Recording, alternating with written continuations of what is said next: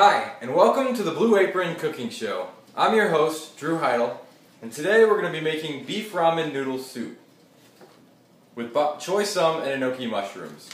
When we're finished, it should look something like that. Since we're doing this Blue Apron style, all the ingredients have been shipped fresh right to my door. Let's take a look. In no particular order, we've got 9 ounces of flank steak, 4 ounces of choy sum, 4 cloves of garlic, 3 scallions, 2 ounces of enoki mushrooms, a 1-inch piece of ginger, 3 tablespoons of beef demi-glaze, 3 tablespoons of white miso paste, 2 tablespoons of soy sauce, 1/8 of a cup of hoisin sauce, and 12 ounces of fresh ramen noodles. The first step is going to be to rinse your fresh ingredients, specifically the bok choy since it's a leafy green. Once the bok choy is rinsed, I like to spin it in a salad spinner.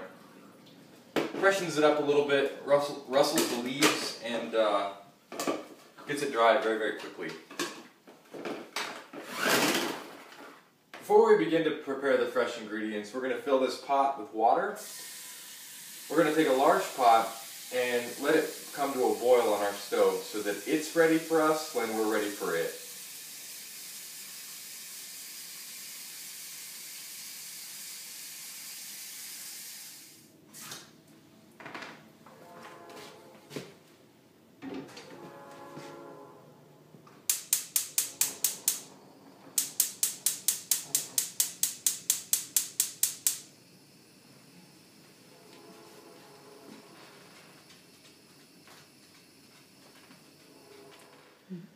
Next, finely chop the stems of the choy sum into small pieces.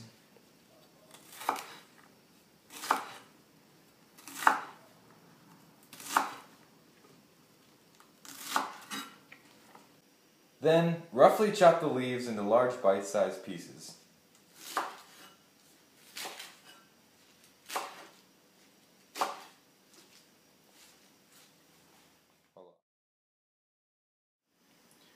So, you could peel and mince your garlic, but I have this garlic press, which I really prefer to use because I'm not a very good mincer. So, I'm going to put each of these cloves into this garlic press and just press them out here. You can do the same. It's easiest to just use a knife and cut that off. We'll do all 4 of these cloves. The nice thing about doing the garlic early is that we're going to let it sit for the next 10 minutes, which actually allows all the nutrients to chemically react and become even a healthier version of garlic. And in the meantime here, we're going to prepare the rest of the ingredients. I'm just taking a regular peeler here in order to peel this ginger. Blue Apron's nicely kind of sliced it up for us, and all I've got to do is kind of remove that skin. We don't want that skin, it kind of adds a weird texture. And once we've got it peeled, we're going to just mince it up.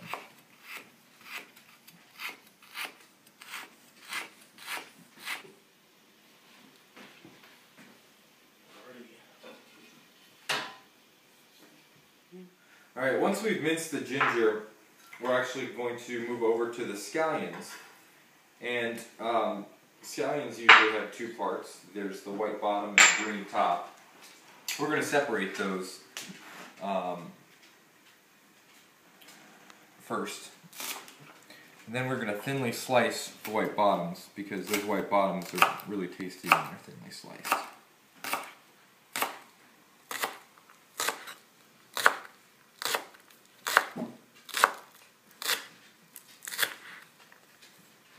Alright, so we're also going to thinly slice the top of these scallions, but we're going to keep them separate because they have a little bit of a different flavor and it's used in different ways.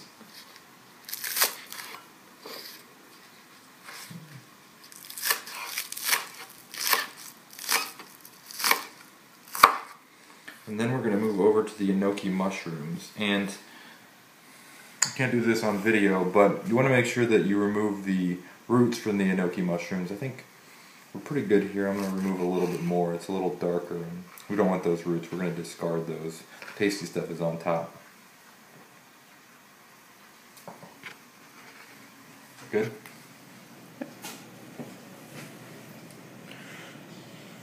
Okay.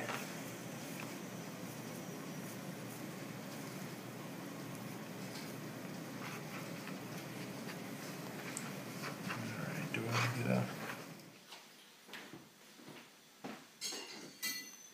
Ready? Yep.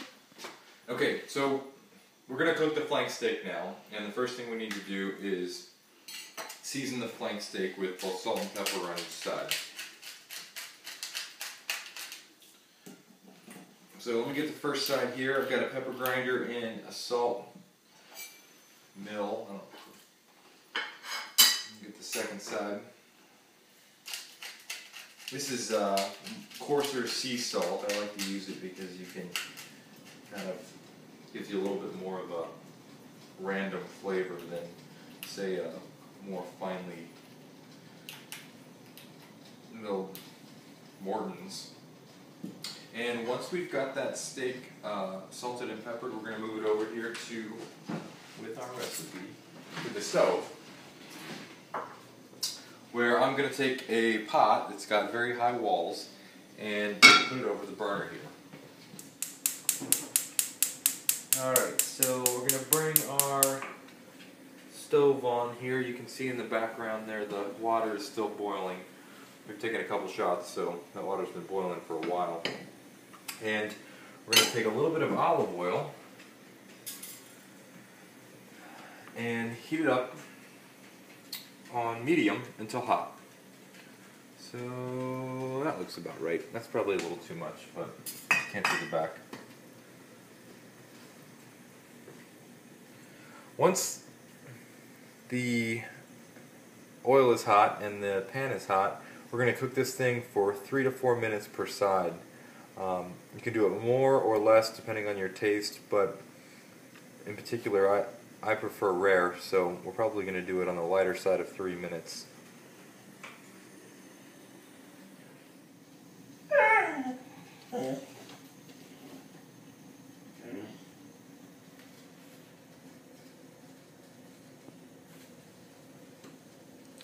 Eleanor, do you want steak?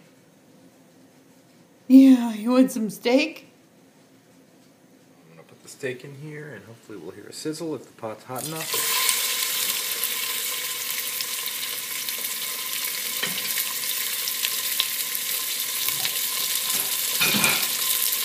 You can cover the steak to allow it to cook up just a little bit faster. I like to do my steak rare, and the instructions tell us 3 to 4 minutes, but Blue Apron steak is pretty fresh, so it could be a little safer on the rare side, I hope. After about 2.5 minutes, we're going to flip it over. I'm going to get a close shot here. It's nice and ready. You can see that there's a lot of oil splatter. Normally I would probably do this with a splatter screen or a lid, but for the sake of getting a good video, we took the lid off and we'll just have to clean the range later.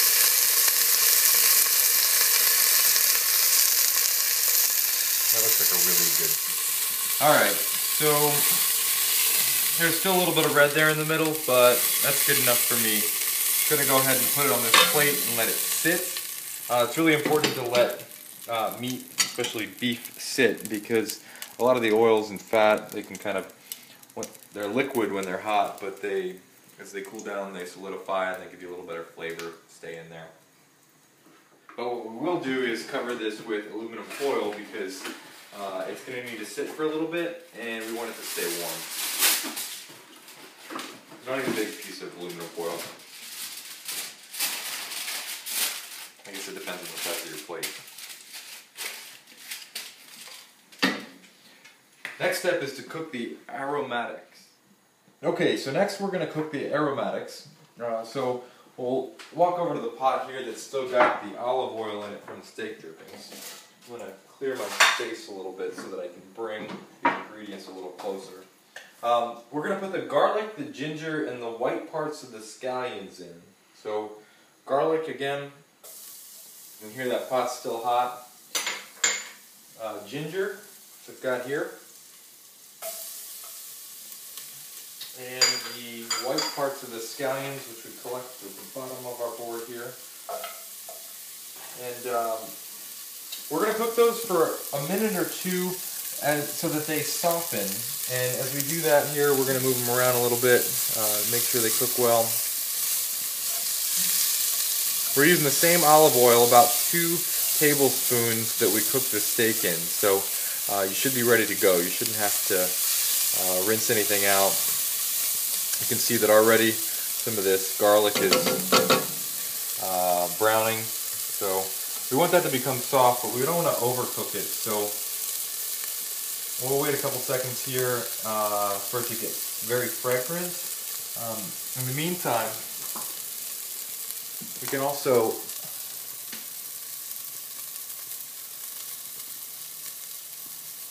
go over and get our salt and pepper. We're going to use the salt and pepper on the choy sum in a moment here.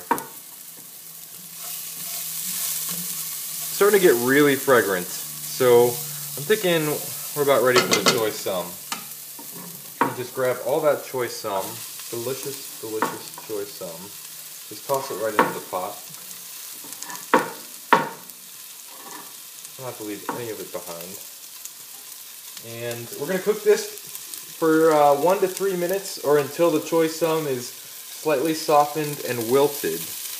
As that cooks, again, you can salt and pepper it to taste.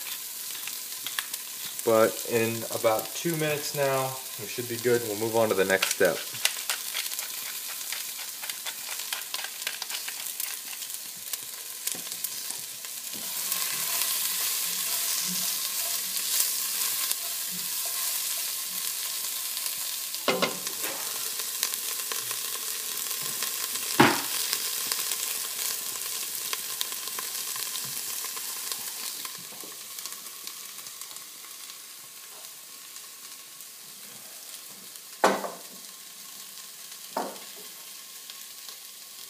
Alright, so it looks like our choy sum is good and wilted. It's been about 3 or 4 minutes. We're going to add the seasonings, which consist of the enoki mushrooms,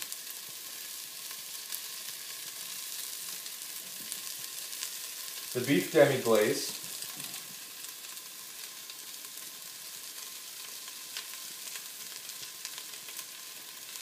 make sure you get all that in there. The miso paste,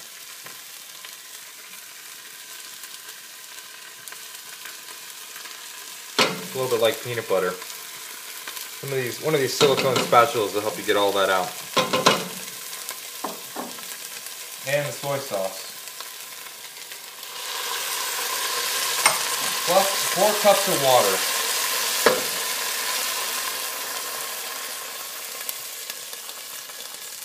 Calm everything down, and we are going to reduce that heat to medium and simmer for 4 to 5 minutes to develop the flavors.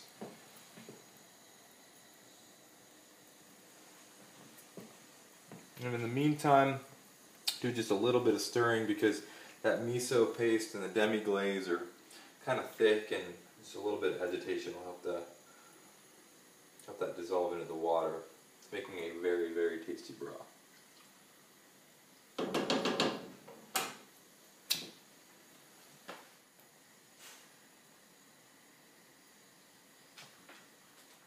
So while the soup is boiling, we're going to actually slice the steak. We're going to put the juices of the steak into the soup. So I'm going to get out this cutting board. It's good to use a plastic cutting board for meat.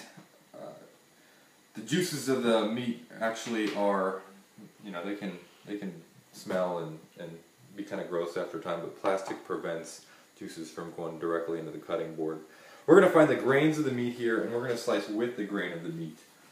And we're going to do that just like the picture showed. And you can see that we have done a really nice job cooking this flank steak to a perfect rare. If you don't like rare, which is totally fine, you probably aren't going to want to see a whole lot of the same colors we're seeing here. This is what I would call almost a purple, which is definitely rare. Medium rare would be a lot less purple and a lot more solid red.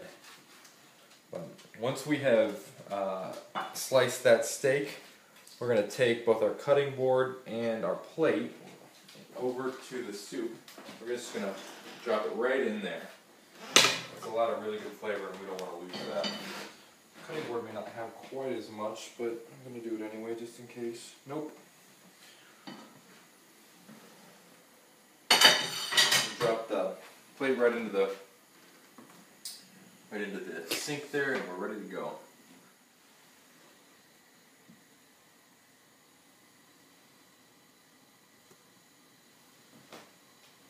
Good.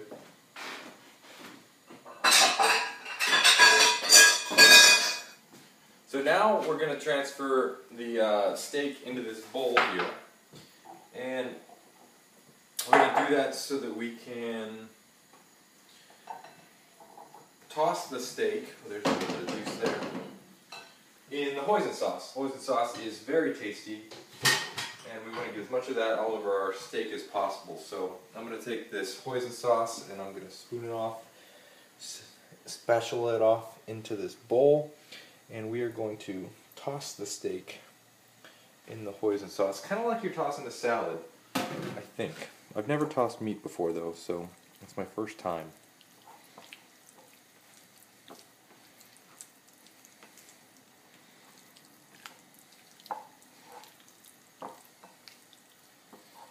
So once the hoisin sauce is well coating the steak, we are on to our very final step of cooking the noodles. We're going to take the noodles over to the pot of boiling water here, and these fresh ramen noodles need to cook for 1 to 2 minutes or until the noodles are tender. So I'm just going to drop these in here. They're kind of nice because they're already in their own little kind of balls or nests of deliciousness. Ready? So I'm going to stir these noodles frequently in order to prevent them from sticking, and we're only going to do this for 1 to 2 minutes, so it's been already about 25 seconds. I want to make sure we cook these ramen for just the right amount of time. It's one of the secrets to tasty ramen. Stuff that like flavor and like lots of. So now that we've cooked some amazing beef ramen noodle soup, it's time to enjoy. And you got to take your brown apron off before you enjoy. But I can't tell you how easy this was, given that I had all the ingredients measured out, shipped right to my door, and very simple instructions. Let's do a close-up comparison.